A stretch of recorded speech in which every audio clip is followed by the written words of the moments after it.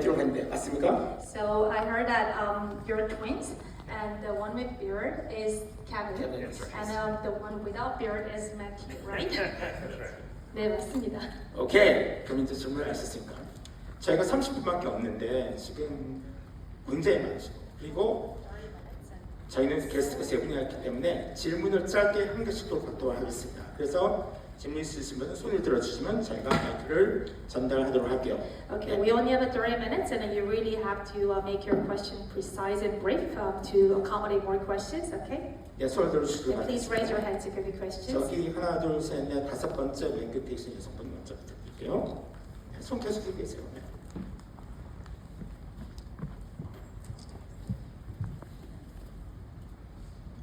네, 안녕하세요. 아이린이 그 미아를 잠든 미아를 놔두고 그 범인의 집에 가잖아요. 만약에 그때 미아가 살아 있었다면은 다른 여성들도 구하러 갔을 가능성이 혹시 있었는지?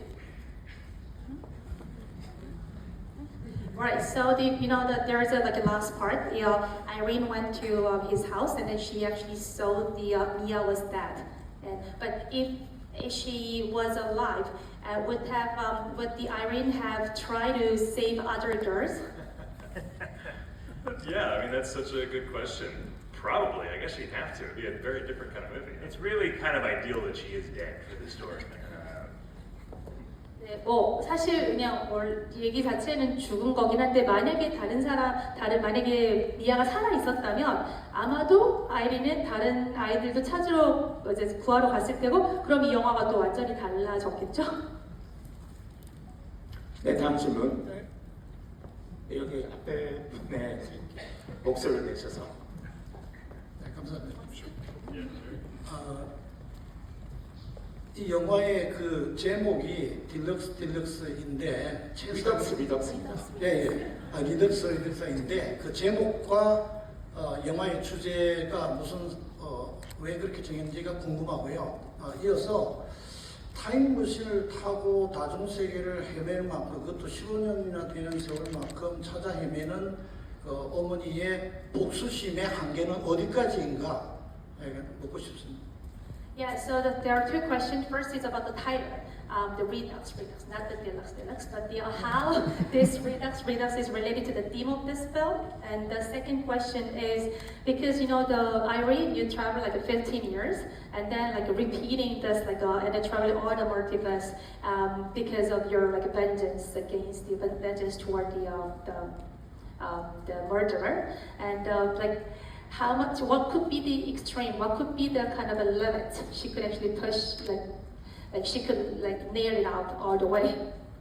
So what could be the limits she could do? So the title Redux, the word means to be brought back. So for us, this is really a story about trying to bring not just her daughter back, but to, as the theme really progresses throughout the story, but to bring her own humanity back. That's, I think, really where the title comes from. 네, 그래서 리덕스라는 게 이제 되돌려 놓다, bring it back이라는 어떤 그런 뜻인데 이게 단지 어떤 딸을 다시 살아있는 상태로 되돌려 놓는다는 의미뿐만 아니라 어떻게 보면 이 주인공 아이린이 인간성을 상실을 하는데 그 인간성을 되돌려 놓는 이런 의미를 갖고 있습니다. I don't think there was a limit for Irene. I think she's really caught in this sort of obsessive spiral with getting revenge, and it doesn't quite work, right? You don't really get the peace you hope for. Two wrongs don't make a right, as I tell my children. So she's kind of lost until she meets Mia, and Mia, I suppose Mia's the limit. Mia's where she's able to pull herself out and finally see that she needs to stop. 네, 사실은 이 어머니에게 아이린이라는 그 어머니는 정말 한계는 없었던 것 같아요. 그냥 어떻게 보면 이 복수의 나선에 계속 이렇게 빙글빙글 돌면서 끝도 없이 그렇게 가고 있고 어떻게 보면 그것이 옳지 않은 것이라는 것을 모를 정도로 그냥 계속 가고 있었던 거지만 결국에 이렇게 아이린이 처음에 했던 여정에서부터 본인의 어떤 길을 잃고 완전히 이제 헤매고 있을 때 사실 미아가 나타났고 어떻게 보면 미아가 한계라고 볼 수 있겠죠. 미아가 나타났고 아 이제 이 이야기의 어떤 끝을 내가 해야겠다라는 어떤 그런 것을 줬던 것이 이제 미아였던 것 같습니다. 미아가 한계였던 것 같아요. 네, 다음 질문 있으시면 손 들어주시면 여기 앞에 흰색 계속 손 들어주세요.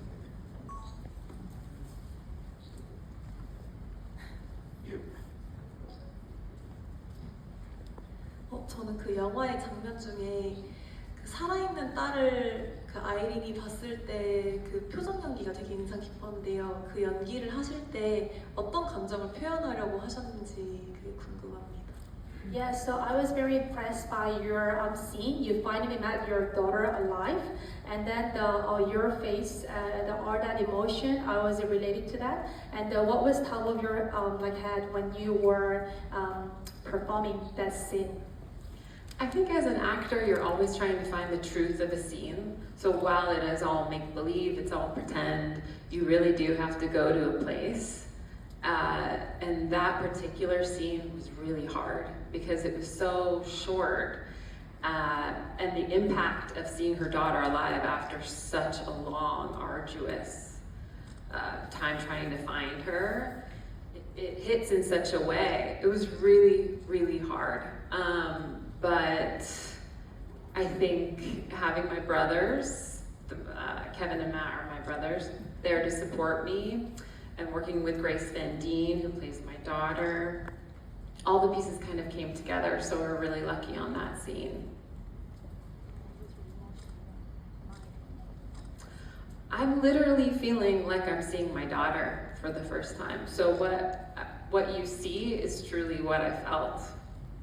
네, 사실 연기자라고 하면은 뭐 이 연기자가 정말 이 연기를 하는 어떤 이 캐릭터 흉내를 내건 아니면 정말 진실하건 간에 이제 그 순간에 정말 어떤 이제 연기를 통해서 이제 어떤 진실을 보여줄 수 있다라고 생각하고 사실은 이 연기를 하는 그 순간에는 정말로 진짜 내 딸을 다시 본 것, 살아있는 딸을 본 것 같은 그런 감정을 실제로 정말 느꼈어요. 근데 저한테는 연기하기에 굉장히 좀 힘들고 감정적으로도 여러모로 힘들었던 그런 장면이었던 게 이 장면 자체가 굉장히 짧잖아요. 굉장히 짧은데 그 순간에 이 어머니가 이렇게 오랜 시간 동안 이렇게 계속 이런 여정을 하는 가운데서 드디어 딸을 만났을 때 그 어떤 복잡 미묘한 폭발적인 그런 감정을 얼굴에 다 담아내야 된다는 것이 굉장히 짧았기 때문에 좀 더 힘들었던 것 같아요. 하지만 저도 이제 정말 어머니의 마음으로 아이가 있는 어떤 어머니의 마음으로 그렇게 생각했고 저희 이제 남동생들이잖아요. 그러니까 같이 다 가족이란 말이죠. 그러니까 같이 가족이 옆에서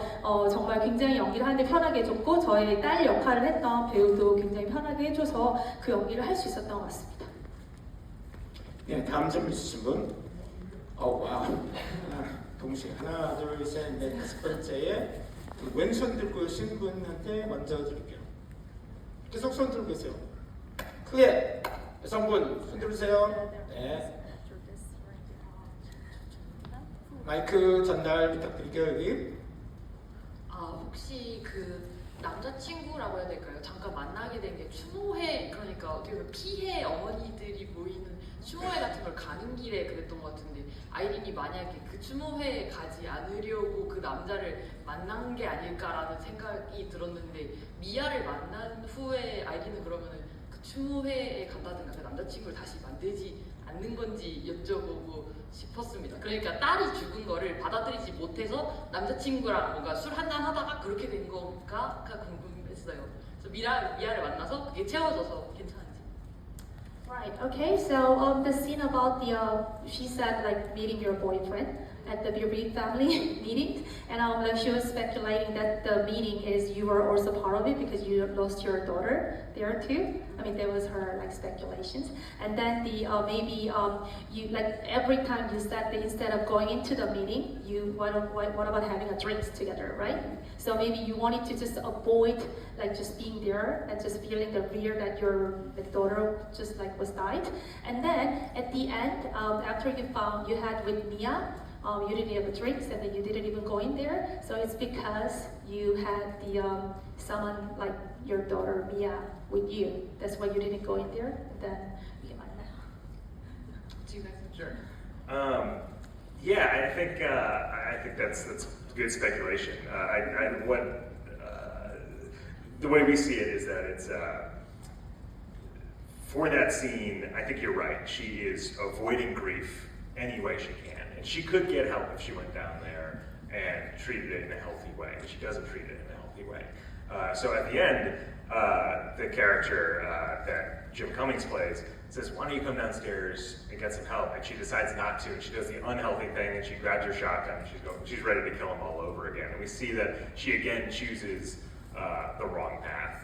And I think we see in that moment that she's really hitting her lowest moment of arguably losing her humanity altogether, and that's when her daughter really arrives and gives her a chance to really pull up and realize what's at stake. 네, 사실 이제 굉장히 좋은 추측이시긴 하신데 이게 맞아요. 유가족들의 이제 모임이고, 근데 어떻게 보면 이런 유가족들의 모임을 한다는 것 자체가 어떤 소중한 사람을 잃었을 때 애도하는 것들, 그리고 그것을 이제 애도하고 받아들이고 이제 보내는 것을 결국에 좀 건강한 방식으로 했었어야 하는데 계속 그 안에 미팅을 들어가지 않죠. 왜냐하면은 본인은 그렇게 뭔가 그런 방식으로 이제 애도를 하는 것이 아니라 조금 어떻게 보면은 계속 그 사람을 죽이고 하면서 이제 그렇게 했던 건데, 결국 이제 마지막에 또 가가지고 이제 그 남자가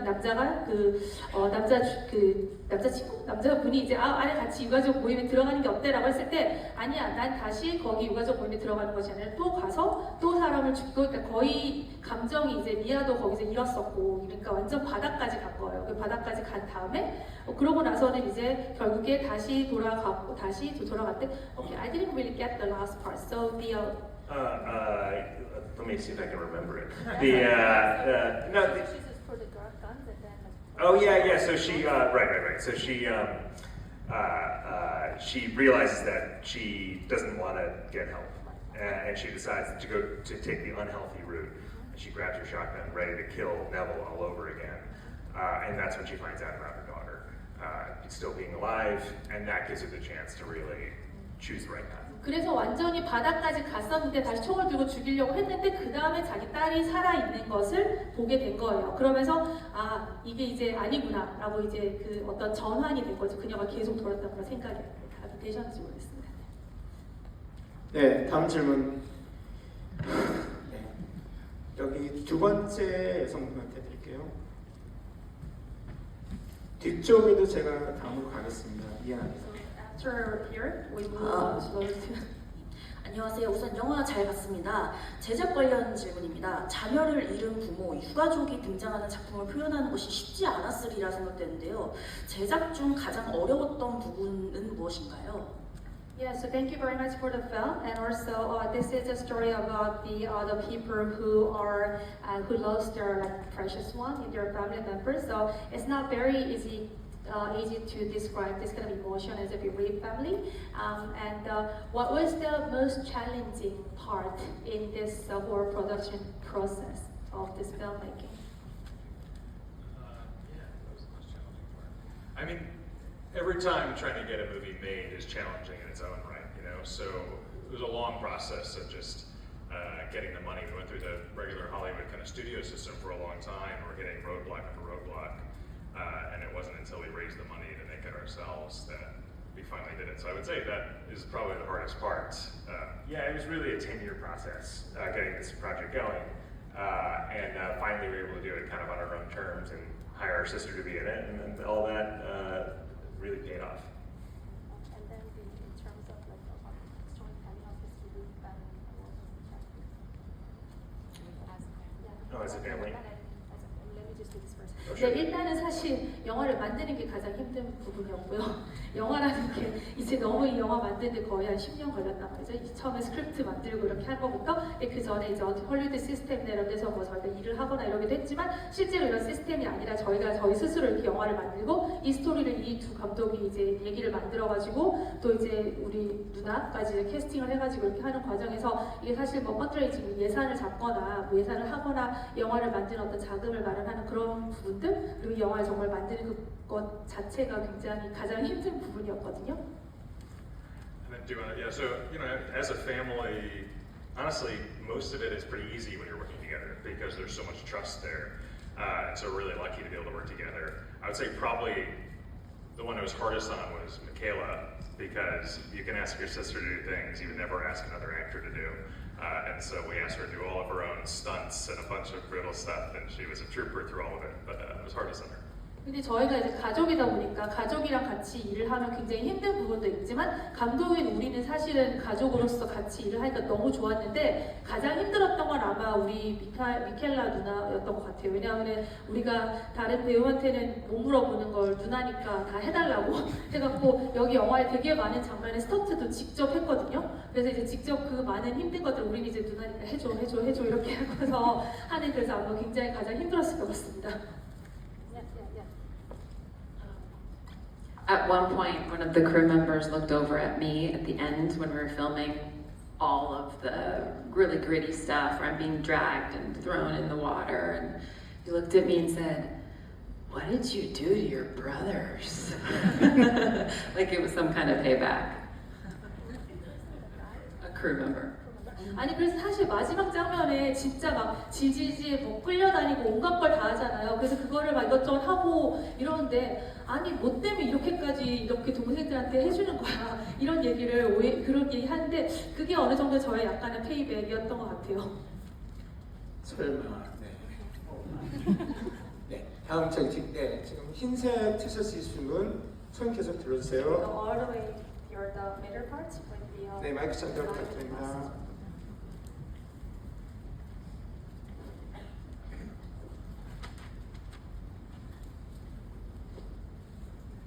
네, 작품 되게 재밌게 잘 봤고요. 그 우주 이동에 사용되는 기계도 되게 매력적인 설정이라고 생각이 들었는데, 그 357이라는 이름의 뜻이라거나 아니면은 디자인에서 좀 관짝같이 생겼다거나 자동차 머플러 같은 게 달려있는 디자인이 좀 인상적이었는데, 아무튼 그 기계의 디자인이나 그런 이름에 대한 의도가 있다면 한번 들어보고 싶습니다. Yeah, the story itself is very fascinating about like a traveling artist multi-universe, and also I was very mesmerized with that machine, the time travel machine. It's the name like 357, and does it mean anything? Like, and also there are a lot of it looks a bit like a pin, and also it looks a bit like a muffler in the car. Yeah. And how did you come up with the design, and any idea or any intention behind this designing? Yeah, the biggest inspiration for the machine was really the sci-fi movies that we loved, right? So it's a bit of the DeLorean from Back to the Future. It's a little bit of a Star Wars spaceship that has a lot of miles on it. But the actual machine itself was designed with us and our production designer. We essentially took some balsa wood and made a little model out of it and showed it to our production designer.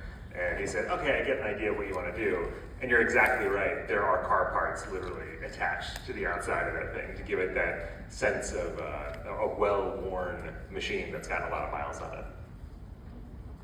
And then the name? Oh, no meaning at all.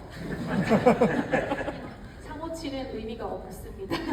근데 디자인은 사실 맞아요. 그러니까 저희는 SF 영화 굉장히 좋아하는데 이 기계를 했을 때 백투더 퓨처의 딜로리안 같은 거나 아니면 스타워즈 같은 걸 좀 생각했던 것 같고요. 저희가 생각했던 어떤 이 모양, 모델 형태를 이제 대충 얘기를 해서 프로덕션 디자이너한테 보여줬더니 이제 프로덕션 디자이너가 이렇게 이제 만들어줄 거예요. 그리고 이게 굉장히 튼튼해서 엄청 많이 여행을 했잖아요. 그러니까 아주 잘 운영되고 이것이 되게 잘 다른 어떤 잘 낡아진 이제 그런 어떤 기계의 어떤 모습 같은 걸 좀 보여주고 싶었고 그래서 지금 아까 말씀한 자동차 머플러 같은 자동차 부품 같은 그런 느낌도 이제 살려서 디자인하게 됐습니다.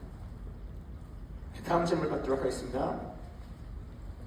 하나, 둘, 셋, 넷, 다섯, 여섯, 일곱 번째 오른손 들고 계신 흰색 분 계속 손 들어주세요. 네. 영화 아주 재밌게 잘 봤습니다. 처음 보면은 그 아이린이 자기 딸이 살아있는 그 평행 우주에 가서 자기 딸하고 자기가 이제 즐겁게 대하고 있는 모습을 본 다음에 그리고 그 바로 전에 미아가 이 죽어 있는 상황을 본 그 평행 우주. 거기서 보면은 미아의 그 모발인가 거기에 보면은 번호가 13이라고 적혀 있었던 것 같아요. 그래서 제 생각에는 이 주인공 아이린이 자기 딸이 평화롭게 살아있는 걸 보고 또 하나는 자기가 계속 이렇게 돌아다니다가 보면은 미아처럼 또 다른 희생자가 나타날 수 있다는 것을 생각하고서 거기서 이제 끝내고 그 타임머신 기계를 폭발시킨 게 아닌가 좀 그렇게 생각했는데 제가 생각하기에는 한 게 맞는 건지 좀 설명을 좀 듣고 싶고요. 또 하나는 아이린의 이 오른쪽 이마에 보면은 이 상처가 하나 있거든요. 근데 영화 끝날 때까지 계속 그 상처가 있는데 그 영화상에서 보면은 평행 우주를 굉장히 많이 달리는 것 같은데 그 상처가 왜 계속 있는 건지 어떤 특별한 의미가 있는 건지 좀 궁금합니다. So there are two questions. I really love the film. The first question is about the Irene. So after you know that your daughter is alive in some multi-universe, one of the multi-universe, and then like she was chatting with you,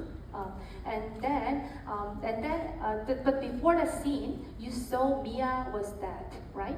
And then the Mia's number, I think he remembered, is a number 13. Yeah. So and maybe he thought that maybe the reason why you burned this machine at the end is you have to stop this traveler, not to have next like victim after her. Is that my interpretation right? And the second question is from the you've been traveling so many times, numerous times, but then you had a little scar or the injury like on the right forehead, and even though you travel over and over, you had that. So why is not like diminished? Should I answer first? Let me think. What was the first question? It was. Oh yeah, right. So yes, you're right. So burning the machine and destroying the machine was so important for her to really step away from the cycle of revenge. The only way for her to ever give up and to stop and to know she's going to stop is to go and destroy the machine itself, so she never has a chance to go back in there and start a new life with Mia. So I think you're exactly right. That's the end of her revenge cycle. And then the scar that lasts forever. She has a few bruises on her face. Part of it is practical. We're shooting on a fast timetable, so we had some bruises that live there without having to change it too much throughout. In fact, we're on such an aggressive timetable. When she sees herself inside the house, and she comes in with a different wardrobe on, the reason the scars are on one side of the face is because in that scene, we only see this side of her face. So she could literally put on a new wardrobe, run in, shoot that scene, come back out without taking the makeup off at all. So it really was a practical reason, yeah. 네, 사실 첫 번째는 이제 어떻게 보면은 결국에 이제 계속 이런 복수를 하고 있었는데 이 복수에서 더 이상 이 복수의 사이클을 하지 않고 이제 끊어내는 방법이라는 것은 이제 미아와 새로운 삶을 하면서 이 기계를 다시 불태워버리는 것, 다시는 트래블을 하지 않는 것, 이제 더 이상 이런 어떤 복수에 계속되는 사이클을 멈추는 방법이라고 생각을 했기 때문에 이제 그 기계를 이렇게 태워버린 거고요. 그리고 이제 아까 말씀드린 것처럼 이제 얼굴에 계속 상처가 있기도 하고, 그리고 멍도 좀 계속 있어요. 그런데 이게 이제 전체적으로 이 이야기 안에서 멍이 빨리 지워지지 않고 이런 부분도 있지만, 사실은 굉장히 프랙티컬하게 생각해보면 촬영 일정도 굉장히 빡빡하고, 이제 어떻게 보면 한쪽에만 계속 이렇게 어떤 상처가 있는데 계속 어떤 이런 사람들을 이제 복수를 하고 이런 과정에서 다치기도 하고 이런 상황이 있지만, 어떤 그런 상처들은 거기에 좀 더 남아있는 부분이 있는 거고, 근데 이렇게 장면에서 이렇게 찍을 때 보면은 계속 이렇게 왼쪽으로 이렇게 있다 보니까 이쪽 상처가 가려지기 때문에 다시 메이크업을 또 해서 바꾸고 이럴 필요가 없어가지고 좀 빨리빨리 이제 굉장히 이제 스케줄상으로 촬영을 빨리빨리 하다 보니까 조금 프랙티컬하게 생각했을 때 이쪽에 계속 so you just leave that. Yeah, so literally she still has the scars on her face. Yeah, so it doesn't mean anything. So no, the reason it lasts so long is not, or the fact that it's not healing, it's a short period of time. 그리고 이 상처가 몇 주기 때문에 또 잘 안 아물 수도 있잖아요. 근데 그런 의미로. So that's it. Yeah. 네, 안타깝게도 시간이 모자라가지고 질문 하나를 할 텐데 제가 Okay, 이쪽을 one last 전혀 question. 못했어요. 그래서 이쪽에 계신 분 질문 있으신 분 손 들어주시면 받도록 하겠습니다. 없으면 네, 저기 손 부탁드려주세요. 네, 간대.